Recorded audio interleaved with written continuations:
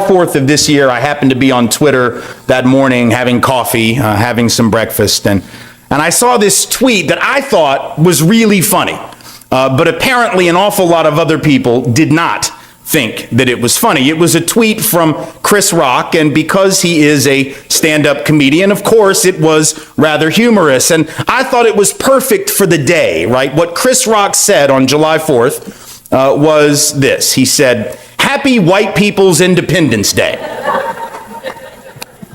And he went on, which I thought, he could have stopped right there, and that would have been really funny. But he went on, and he said, "The slaves weren't free, but I'm sure they enjoyed the fireworks," which is also pretty funny. Now, all Chris Rock was saying, really, in that 140-character burst of energy, right, was we don't all see history the same way.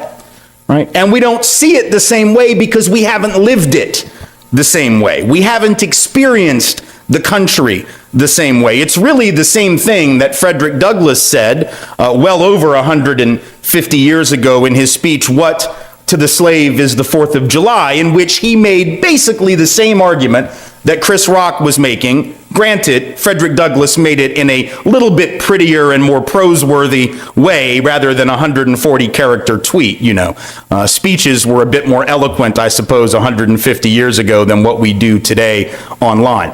But the message was basically the same. The message was, you have your historical memory, and by God, I have my historical memory, and they aren't the same. Now, one would think that these very simple words from Chris Rock wouldn't really be that controversial, because after all, what he was saying was true. July 4th simply didn't mean the same to black folk. It certainly didn't mean the same to indigenous native North American peoples as it meant to white folks. And to be honest, it didn't mean the same to white women that it meant to white men, and it didn't mean the same to poor folks without land that it meant to rich folks with lots of land. Obviously, there are many different ways of remembering that era. But apparently, there were a lot of folks who received Chris Rock's Twitter feed who weren't at all happy about what Chris Rock said. And one individual in particular really summed up for me the all too common and very disturbing way in which certain members of the white American community respond to any discussion about racism at all, right? Any discussion of racism past or present, this is how too many white folks respond. It was an individual from South Carolina who fashions himself to be some type of conservative blogger online, but actually he makes his money in his day job as a divorce attorney. So, I suppose one has to do what one has to do, even as one defends family values from those of us who ostensibly would destroy them. But in any event, this blogger, who I'll call Jeff because that's his name, Jeff Schreiber, actually, is his name. Jeff was very upset at Chris Rock, and so he tweeted back. Now, first lesson, and if you don't learn anything else today, this would probably be the thing to learn.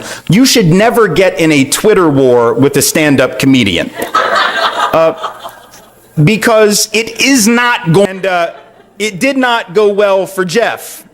So Jeff responds, and he, how you do on Twitter, you have the hashtag and whatever you want to say that you're hoping people will then follow throughout the day.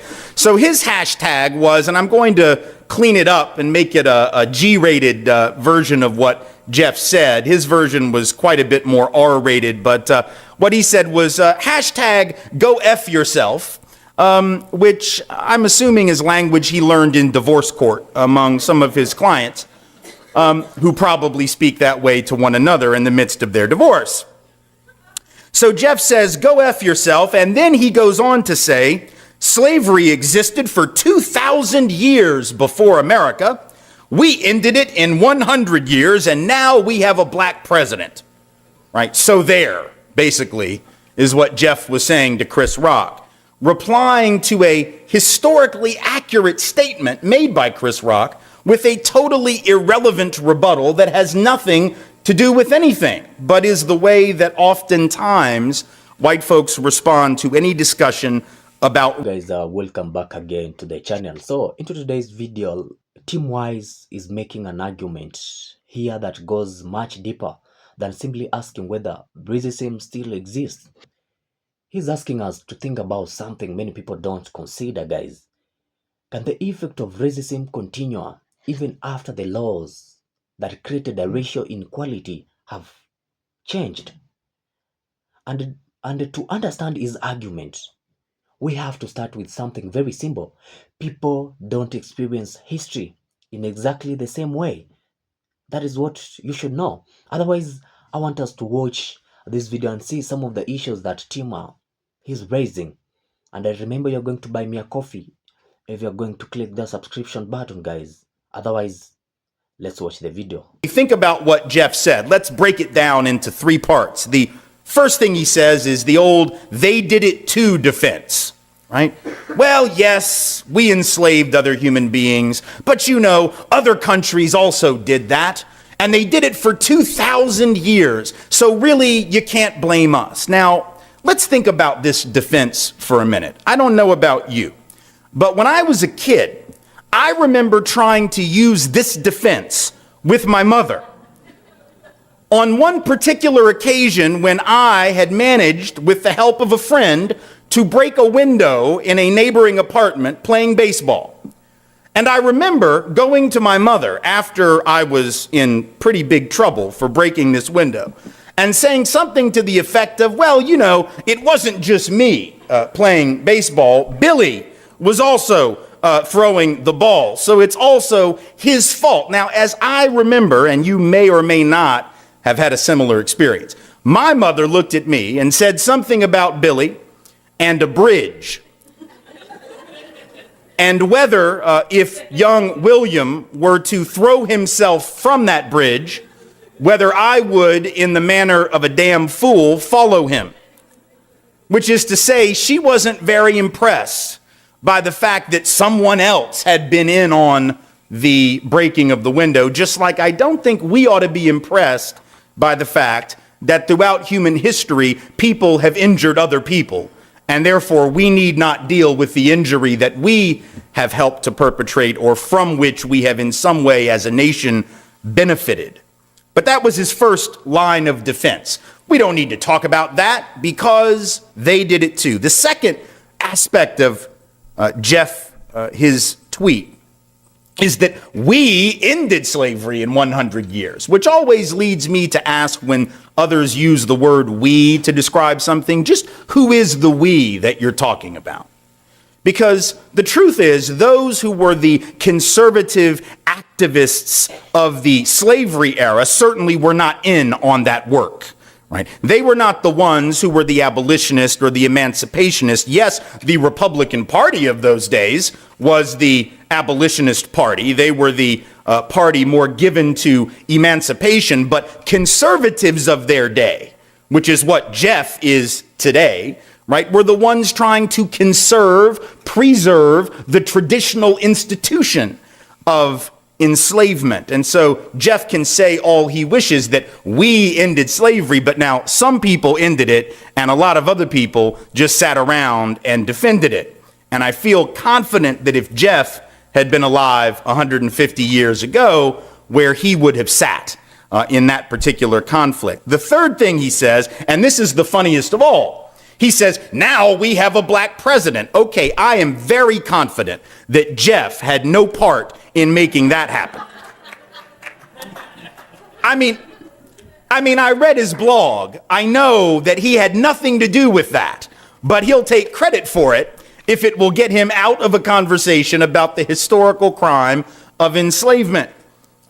We now have a black president. Yes, the same black president whose election, not once but twice, has now apparently provoked an outpouring of racist hostility, whether it is in the form of racist emails or racist signs at rallies that have been seen both here in Washington and around the country over the last 4 years, or the racist protests that erupted just last week at the University of Mississippi and also at Hampton-Sydney, or the racist tweets and claims that it would be a good thing were the president to be assassinated that we've seen going around the internet. We have 30 states, you may or may not have seen this, but 30 states now where individuals in the last week have petitioned the United States government for the right to secede from the Union because Barack Obama was reelected.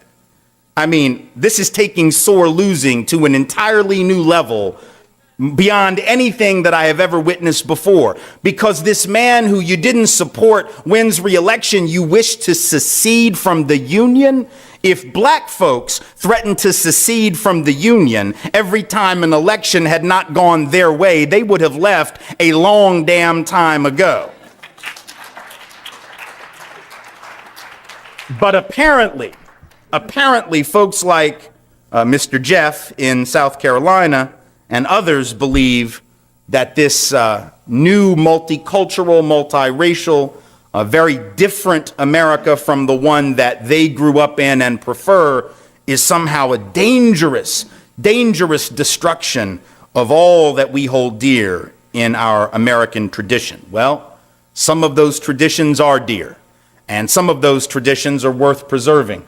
But an awful lot of them, like the 200+ year period of enslavement that emancipation brought to an end, was certainly not among those traditions that were worth preserving. And so we come together today to talk about that, not because we wish to stay in the past, right?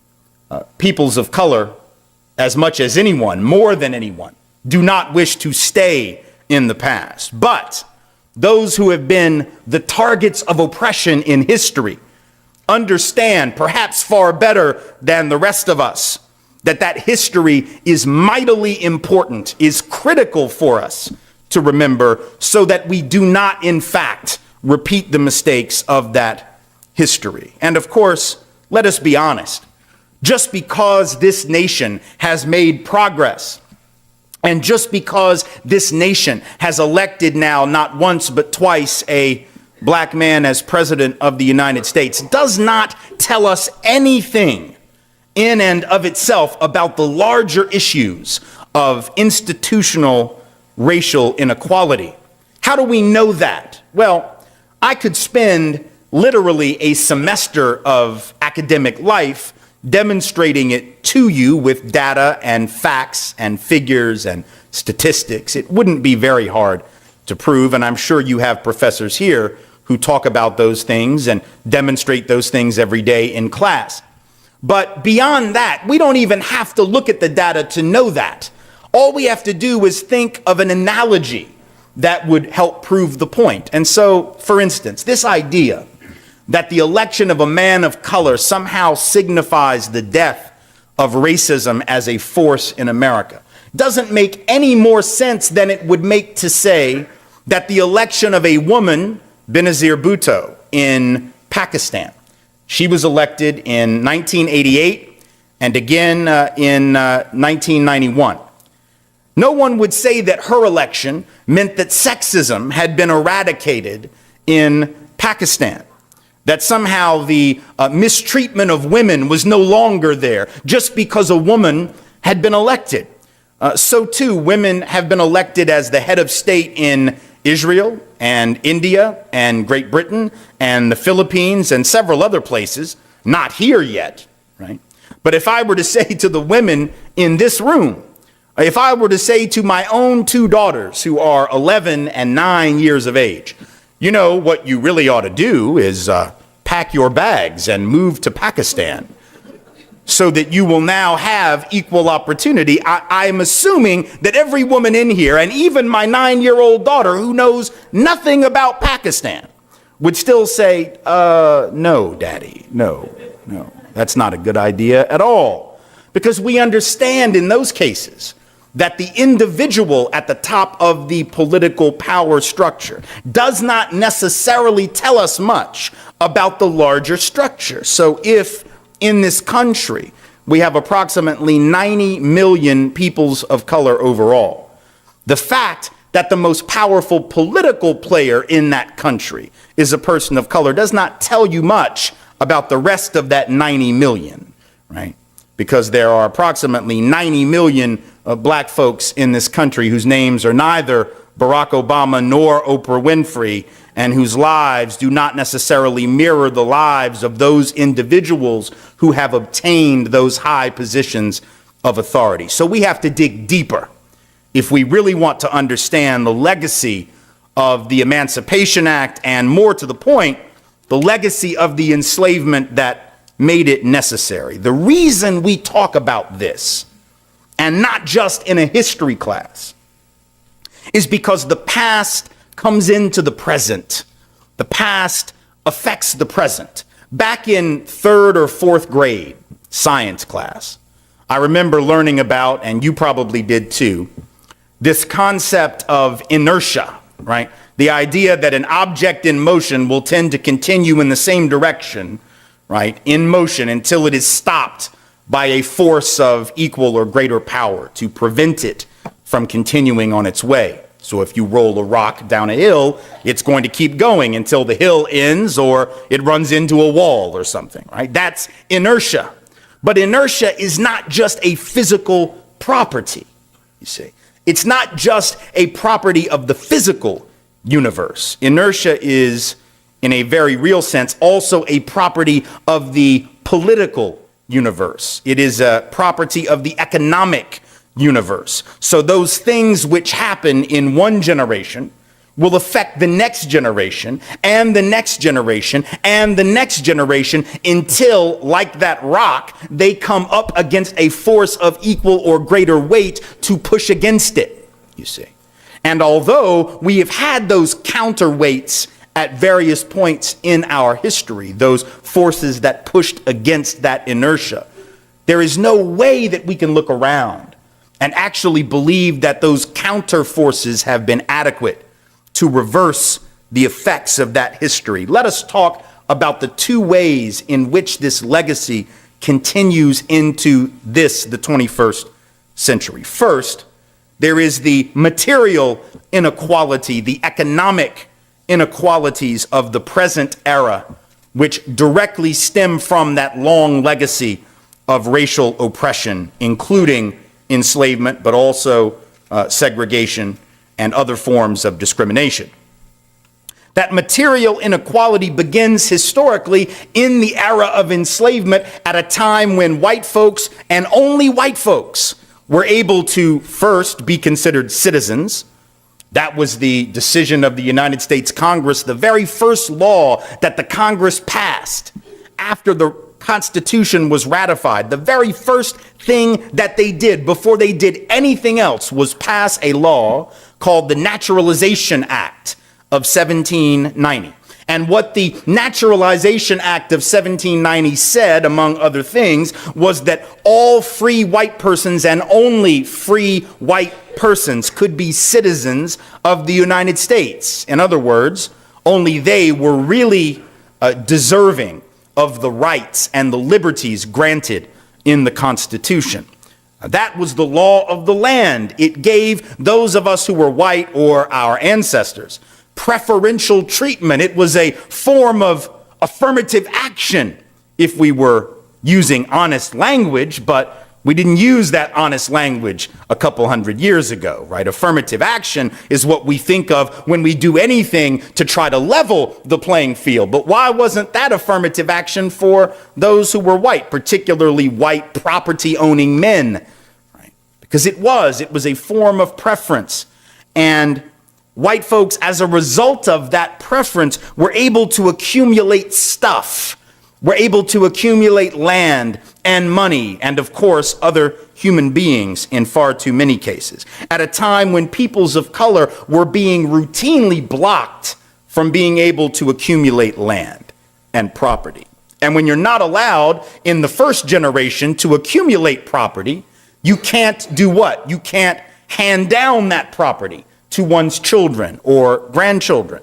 And so what becomes a small inequality perhaps in the first generation, by the third or the fourth generation, after that property has cycled down through the generations, now that inequality gets even bigger, right? Because the thing about wealth and property is it tends to accumulate value very quickly. right? Because of interest, right? If you own land or you have money in the bank, interest means that that's going to grow at a much faster rate than just money itself in your pocket, right?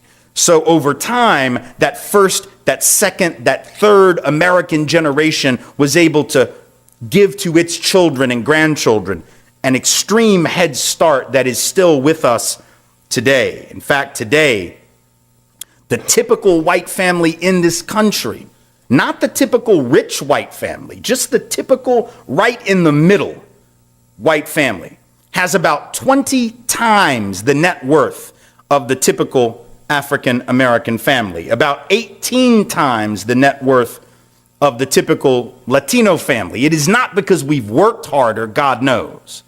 It is not because we have prayed harder, God certainly knows. And it is not because we as white folks possess some superior investment wisdom about which people of color are lacking. I mean, if you have paid no attention at all to what's happened in the last 5 years on Wall Street, you should at least be able to know this much, that a handful of rich white dudes can lose a hell of a lot of money. And they can do it without any help from black people. They can do it without any help from Latino people, any help from Asian Americans, no Native Americans, just a handful of the richest, smartest, most educated white guys on Wall Street. And they lost approximately $12 trillion of other people's money over the course of about an 18-month period. Think about that. 12 trillion wiped off the books by rich white dudes. If black people stole $12 trillion of other people's money, there would be a congressional investigation. People would be going to jail and prison for long periods of time. That too is the legacy of racism, a differential standard for white folks who break the rules as opposed to people of color who break the rules, you see. That too is part of that legacy. But it wasn't just enslavement that created this inequality. It's also the fact that when the government tried, and it did, for just a brief moment, tried to rectify some of that legacy with the creation of the Freedmen's Bureau and the Freedmen's Bank, which were two institutions established in the post-slavery period specifically for the purpose of helping those who had been formerly owned as property to get their own land, their own tools, right? And the ability to start their lives over as free people. It was an effort, if you will, at reparations, although not a huge effort, but still an important one. And yet, the Supreme Court of the United States, within just a few years of the time that those institutions were set up, struck them down, got rid of them, ruled that they were not constitutional. And when they did so, in 1883, one of the Supreme Court justices, Joseph Bradley, made the famous comment that the reason we didn't need to help those who had been formerly enslaved was because it was time for them to stop being the special favorites of the law. The special favorites of the law, as if somehow black folks were being specially favored just because they had a Freedmen's Bureau and a Freedmen's Bank, ignoring the fact that it was actually white Americans who had been the special favorites when they were made citizens and nobody else was, for 200 years, going back to the colonial period when they and only they could accumulate property. But Joseph Bradley and his colleagues on the court basically say in 1883, so we're talking, 20 years essentially after emancipation, and only about a decade after these institutions were established to help the former slaves, is basically saying, okay, enough of that. Enough of all that help. And he then said, and this is part of his actual statement, it's time for the Negro to become no longer the special favorite of the laws, but to take his place as a mere citizen, right? Now, keeping in mind that black folks hadn't even been able to be citizens at all up until a few years before this. And you can see the irony in the comment, right? But the point is, when the government tried to do something at the time to deal with this legacy, the Supreme Court struck it down. That's why we're still talking about it. Because when some folks wanted to do right by the newly emancipated peoples, and wanted to make sure that they had truly equal opportunity or something at least close to it. The highest court said no, that we couldn't do that. And here we are, 150 years after emancipation, never having taken those steps for more than a handful of years, wondering why we're still having to talk about it. Well, that's why we're still having to talk about it. And of course, in 1862, the very same year that the D.C. Emancipation Act was put into effect, that we're here today to remember, that was the same year that this government passed the Homestead Act. And what was the Homestead Act? The Homestead Act was a law that gave out over 250 million acres of basically free land to white folks. People of color were blocked in almost all cases from being able to obtain that land. And of course, that land had been stolen from native peoples. So this was in every sense a redistribution of resources from people of color to white folks. So the Homestead Act is passed, gives out all of this free land that allows white families to accumulate wealth. That too gets passed down. And so today, the estimates are that there are about 50 million white Americans still living on that land that their ancestors received, or not living on it, but they have benefited from it because it has been sold over those years and the money ultimately stayed in the family. So in some way, 50 million white folks have benefited from this huge government program. Now, if people of color had done that, we would call that a handout. We would call that a welfare program. We would blame the recipients for not wanting to work hard enough for their stuff, because that's what folks say today whenever we talk about something like food support, or we talk about income support, paltry little income support, or housing assistance, or God forbid, a health insurance plan that covers pre-existing conditions. When we talk about those minor things, folks say, well, now that's a handout for the lazy. But when you give out 250 million acres of somebody else's land to white folks so they can have farms and ranches and houses and pass that down to their children, we don't call that a handout. We call that nation building, you see. That's the difference. Very different form of analysis. And so today we have these massive inequalities. We see that right here in Washington, D.C. You don't have to look elsewhere to see this inequality, right? You are in a town that has among the highest income gaps between white folk and black folk of any city in this country. We know, for instance, when it comes to unemployment and joblessness, that folks west of the Anacostia River have an unemployment rate under 9%. Even that is too high. But folks who are east of the Anacostia have an unemployment rate of 35%. So we're talking almost 4 times the rate of unemployment between two communities separated by a river. And as you know, it's not a very wide river, right? And yet it is wide enough to mask these huge disparities in opportunity. There is currently, as I'm sure many of you know. Guys, I want to appreciate you for making to this far end of another video where I do usually make my comments about the compilation of the videos that we have just watched. Now, guys, Whyte brings up a comment from a comedian, that is Chris Rock, about the 4th of July. And the point is basically this. While one person might look at America history and see freedom and independence, another person might look at the same history and remember slavery, segregation, exclusion, and discrimination.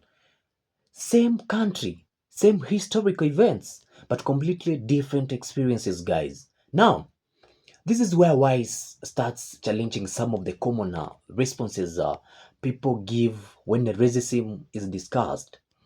You have probably heard some of these arguments before. Some talk about slavery in America, and somebody responds, other countries had slaves too. Or you can say someone talks about racial inequality today, and somebody says slavery ended a long time ago. Why are we still talking about it? Or maybe someone says America elected a black president. So obviously racism isn't a problem anymore. So Whyte's argument is that these responses don't actually answer the deeper question. And here's the way he explains it. Imagine you have two people. One person starts a race with a huge advantage. The other person starts far behind. Then at the same point or some point, you announce from today onward, everyone is equal. Sounds fair, right? But here is the problem. The person who started ahead still has the advantage they accumulated before the rules changed. The person who started behind doesn't automatically catch up just because discrimination becomes illegal. And that is what Wise means when he talks about inertia. The past doesn't simply disappear, guys. It can continue influencing the present. And this is where history becomes extremely important, guys. Wise points to laws such as the Naturalization Act of 1970 and the Homestead Act of 1862. These weren't just random historical events. Government policies helped determine who could become a citizen, who could acquire land, and who could benefit from economic opportunities, guys. And when certain groups were systematically excluded from opportunities that helped other Americans build wealth, those differences didn't necessarily disappear when the laws changed. Think about it, guys. If one family is able to buy land, build wealth, pass property to their children, and continue the process for generations, their descendants might begin with a major financial advantage, guys. Meanwhile, another family that may or that was denied those opportunities may have much less wealth to pass down. So decades later, you can look at two families and see a wealth difference, guys. Because you see, there's one that has started from being rich, and there's someone that is still struggling. So that means those people, they are going to be very different. There is going to be wealth differences. And someone might say, but nobody is stopping them today. Why is his response could be, look at how the starting position were created. That is the heart of this argument. He's not saying every white American today personally created those historical injustices. He's saying that institutions and policies can create consequences that are last beyond the generations that created them. And this is also why Wise challenges the idea that having successive black people automatically proves systematic racism has disappeared. Because let's think about that. America has had a black president before, guys. Black people have become senators, they have become governors, CEOs, professors. We have doctors, lawyers, and judges. That is a real progress. But why says we shouldn't confuse individual success with the complete elimination of a systematic inequality. And honestly, that is an important distinction, guys. If one black person becomes extremely successful, that tells us that success is possible, guys. But if it doesn't necessarily tell us whether every black person has the same opportunities to reach that position, it's like saying a woman became president, therefore women no longer faces sexism. One person's achievement doesn't automatically erase the barriers experienced by millions of other people. And that is the biggest point Wise wants people to understand. When we talk about racism, we shouldn't only ask if someone personally being racist today. We should also ask how were today's institutions, wealth patterns, neighborhood schools, and opportunities created in the first place. Because sometimes inequality doesn't need someone actively pushing it forward every single day. The effects can continue throughout systems that were built decades or even centuries earlier. Now, you don't have to agree with every argument Team Whyte makes, but I think the question here is rising is worthy considering. If the rules were unequal for the generations, is changing the rules today enough to create equal outcomes? Or does society also have to deal with the consequences of what happened before? And if, guys, you enjoyed this discussion, don't forget to like, subscribe, and share. Otherwise, thanks for watching, and I'll see you in the next one.